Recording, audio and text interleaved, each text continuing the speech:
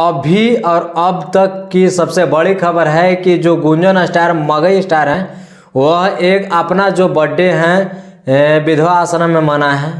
और अभी तक मुझे उम्मीद है कि कोई नहीं मना है, यहाँ तक कि भोजपुरी के कोई स्टार हो, अपने आप को मानते हो, चाहे ट्रेंडिंग स्टार हो, चाहे चॉकलेटी स्टार हो, है ना, चाहे धनिया स्टार, पाउडर स्टार, कोई भी स्टार हो, अभी तक नहीं मनाए थे और नहीं मगही में कोई मनाए थे। तो रिकॉर्ड तोड़ दिए हैं। और सबसे बड़ी खबर है कि गुंजन सिंह एक विधवा आश्रम में जो है अपना बर्थडे मनाया है।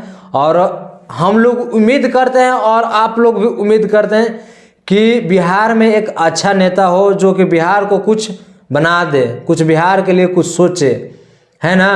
तो हम लोग उम्मीद करते हैं कि अगले सांसद ये बने। और आप लोग क्या उम्मीद करते हैं थोड़ा सा कमेंट करके आप लोग ज़रूर बताइएगा। बाकी हैप्पी बर्थडे गुंजन जी, आपका दिन शुभ हो, रात भी शुभ हो, है ना। और आप अगले सांसद आप जरूर बनिएगा, ये मेरा उम्मीद है और हम लोगों का उम्मीद है। बस इतना ही। हैप्पी बर्थडे गुंजन जी।